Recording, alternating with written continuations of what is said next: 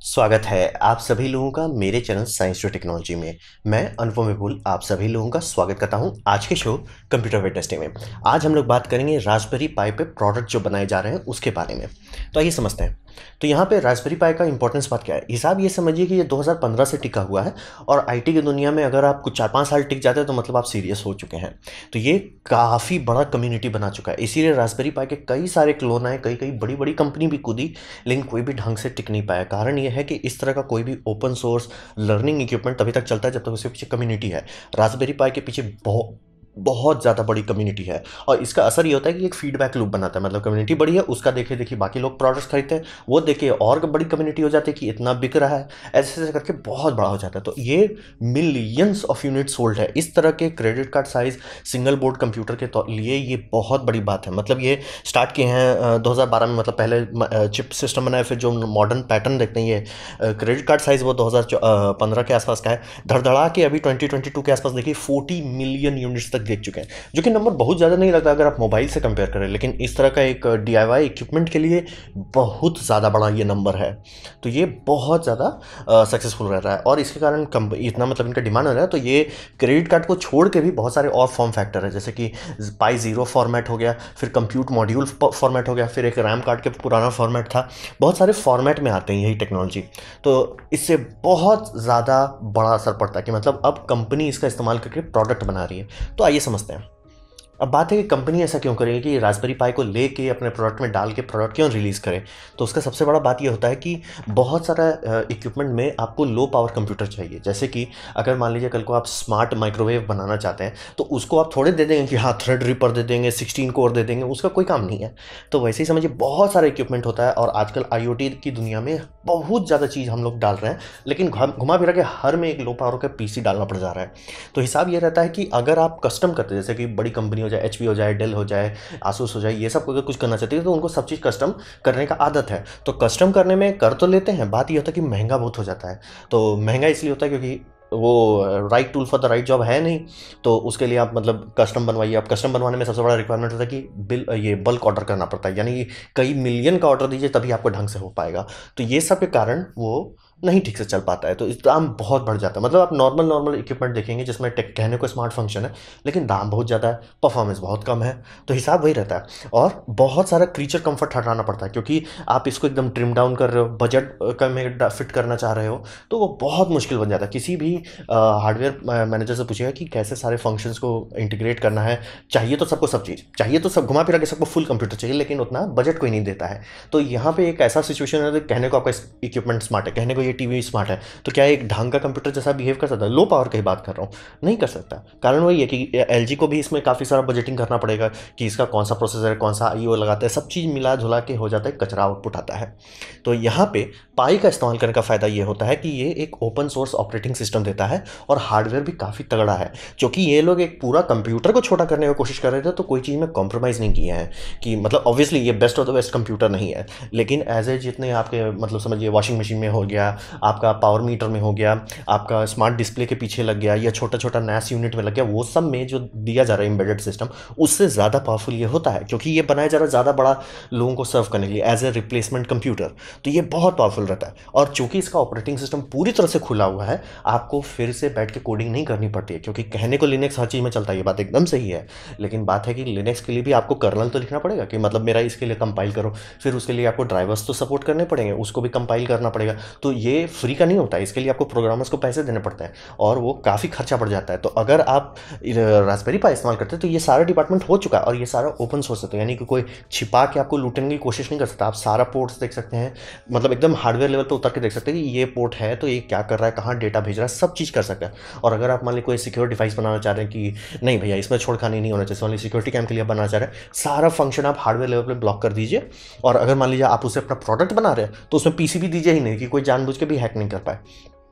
तो ये कंट्रोल कि ऑपरेटिंग सिस्टम को पूरा खुला हुआ है और हार्डवेयर काफ़ी बम है, ये काफ़ी अच्छा रहता है बनाने वालों के लिए। तो उसका फ़र्क ये पड़ता है कि आपको जो बनाना है वो बनाइए। यानी कि जैसे कि ये क्लस्टर के बारे में बात करें तो काफ़ी यूनिवर्सिटी स्टूडेंट को ट्रेनिंग देने के लिए कि सुपर कंप्यूटर कैसे बनता है, क्योंकि एक्चुअल सुपर कंप्यूटर ऐसा नहीं तो एक बड़ा कोर होता है, कई सारे कोर्स को जोड़ के बनाया जाता है, मतलब कई सारे इंडिपेंडेंट कंप्यूटर को जोड़ के बनाया जाता है। तो इसको करने के लिए आपको प्रैक्टिस तो करना पड़ेगा। प्रैक्टिस करने के लिए या तो खूब सारा कंप्यूटर खरीदिए या रास्पबेरी पाई का ऐसे स्टॉक बना लीजिए कंप्यूटर मॉड्यूल से, तो ये सस्ता पड़ता है बनाना। तो ऐसे मदरबोर्ड बनेंगे और बाकी आपको कोई चीज़ का लोड लेने की जरूरत नहीं कि मैं कहाँ से रैम जोड़ूंगा, उसको क्लॉक फ्रीक्वेंसी कहाँ से दूंगा, पावर सप्लाई कहाँ से दूंगा, सब कोई दिक्कत नहीं है। वो आपको एक स्पेसिफिकेशन देगा, 3 वोल्ट दो, इतना एम्प पे दो, काम खत्म। आपको पूरा सिर्फ माइक्रो प्रोसेसर स्लॉट लगा देना। ये स्लॉट भी उन्होंने बहुत स्मार्टली किया था कि रैम मॉड्यूल वाला स्लॉट था, तो स्लॉट के लिए भी नया स्लॉट नहीं डिज़ाइन करना है, जितने मैन्युफैक्चरर्स हैं उनके पास ये पहले से ही रखा हुआ था। तो सब समझ रहे, मतलब एक सिंपल हो जाता है कि आपको जो करना है वो करो। जैसे कि ये टीवी के लिए पीछे लगाया गया है, आप रास्पबेरी पाई को लगाओ और आपको जो तिकड़म चाहिए वो उसको बाहर निकाल दो और उसके सिवा आपको दिमाग लाने की जरूरत नहीं है। इसीलिए हर कोई इसे प्रोडक्ट बनाना शुरू कर दिया है। तो यहाँ पे बात करते हैं कुछ प्रोडक्ट्स का जो कि मार्केट में अभी चल रहा है। जैसे अभी सबसे ताज़ा है होम असिस्टेंट येलो।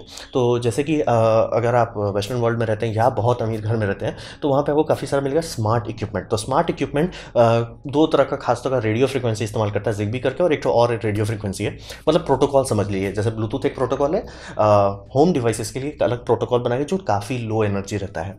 तो बात है कि वो सब काम करता है, आपका अलेक्सा काम करता है, लेकिन काफ़ी लोगों को नहीं पसंद है। क्यों? क्योंकि वो क्लोज सोर्स है, यानी आपको नहीं पता कि वो कौन डेटा निकाल के दे रहा है बाहर।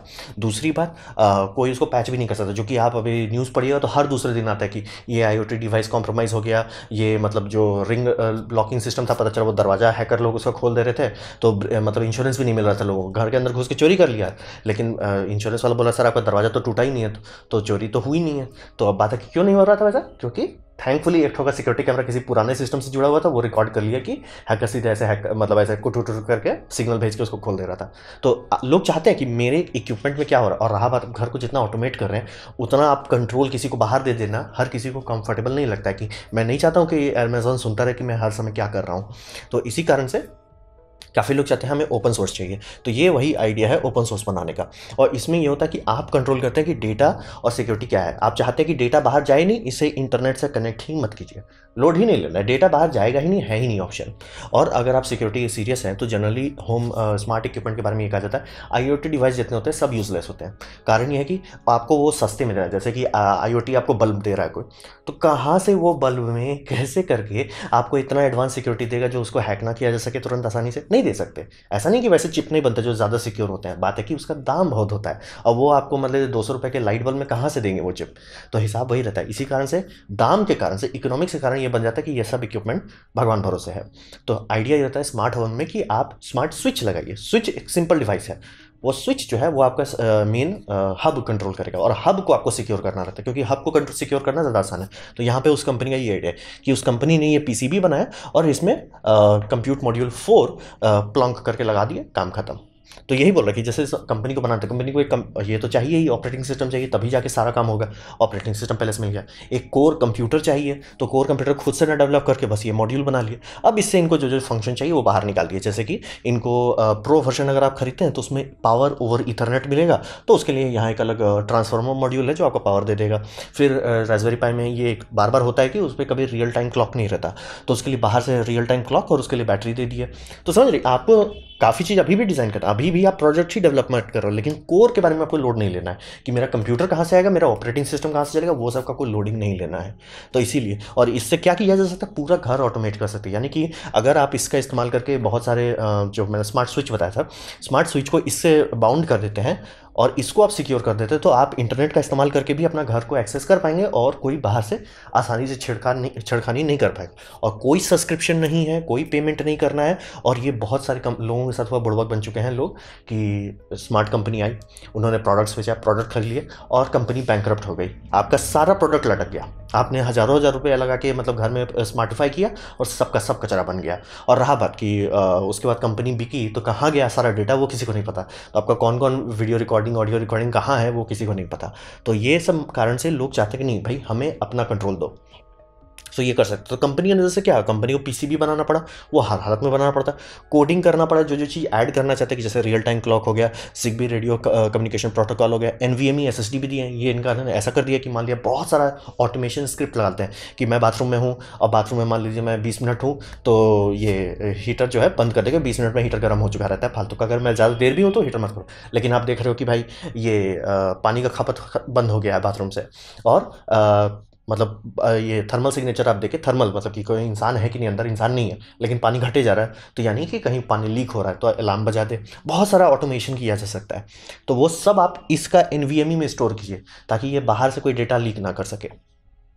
तो ये भी आराम से कर सकते हैं। पावर सप्लाई ऐड कर दिए, स्मार्ट होम रेडियो, ये रेडियो वो आपके हिसाब से चूज़ करने को मिलेगा कि कौन सा फ्रीक्वेंसी पे आप चाहते हैं, और रियल टाइम क्लॉक, थोड़ा सा स्टोरेज का प्रोटोकॉल, सब ऑप्शन, काम खत्म, और एक बक्सा बना के बेच दी। ये एक रियल प्रोडक्ट है जो मार्केट में आप खरीद सकते हैं।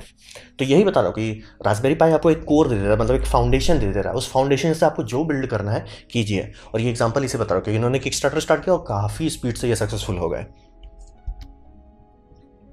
अब बात करते हैं थोड़ा नेटवर्किंग की दुनिया में, पाई KVM। तो KVM समझिए एक प्रो लेवल टूल होता है। ये काम कर रहा है कि आपको मतलब समझिए कंप्यूटर को रिमोट एक्सेस करने को दे देता है।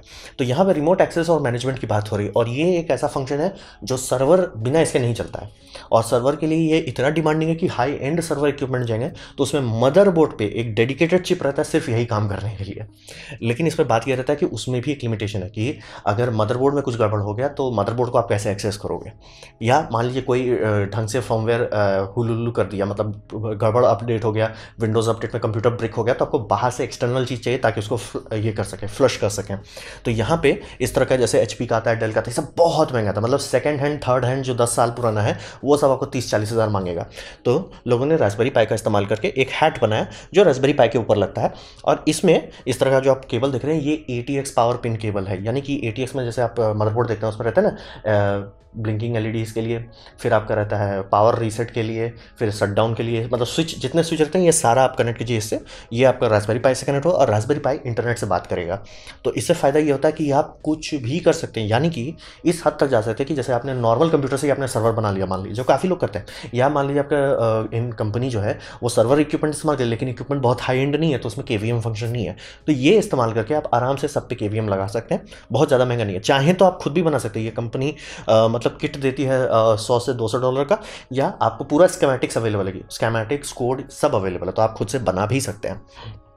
और उसके बाद इसमें यह भी फंक्शन है कि आप पेन ड्राइव लगा के मान लीजिए अपना रास्पबेरी पाई में रखे हुए हैं। मान लीजिए किसी कारण से आपका कंप्यूटर है कि अरे हमको लगता है इसका OS जो है, मान लीजिए विंडोज़ अपडेट आया, ये OS चला गया, या किसी भी कारण से आपको लग रहा है यार ये मतलब उबंटू वाला में ये सिस्टम चल रहा था, हमको लगता है ये अपडेट गड़बड़ है, तो उसके लिए आपको फ्लश करना पड़ेगा, मतलब पूरा सिस्टम उड़ाना पड़ेगा। तो ये चूंकि बाहर से कनेक्टेड है, बाहर से जुड़ा हुआ है, ये पूरा सिमुलेट करेगा कि हमने USB प्लग लगाया, हमने मतलब बटन चालू किया, इसीलिए ये इलेक्ट्रॉनिकली अलग से कनेक्टेड रहता है। हर चीज़ आप कर सकते हैं, मतलब समझिए रिमोट में इस्तेमाल करके आप कंप्यूटर में दूसरा ऑपरेटिंग सिस्टम इंस्टॉल कर सकते हैं। ये बहुत फ़ायदेमंद साबित हो रहा है लोगों के लिए जो इस तरह का इक्विपमेंट की ज़रूरत पड़ती है। रहा बात, ऐसा मिलता है मार्केट में लेकिन बहुत महंगा रहता है, और रास्पबेरी पाई बहुत सस्ता है उस सबके कंपेयर, मतलब कहाँ आपको 40-50 हज़ार लगेगा, कहाँ ही 10 हज़ार में निपटा देगा। और 10 हज़ार भी अभी इसलिए बोल रहा हूँ कारण है कि चिप शॉर्टेज चल रहा है दुनिया में, तो हर चीज़ पर बहुत महंगा हो गया है। तो जैसे आप वही समझिए कुछ भी आप कर सकते हैं।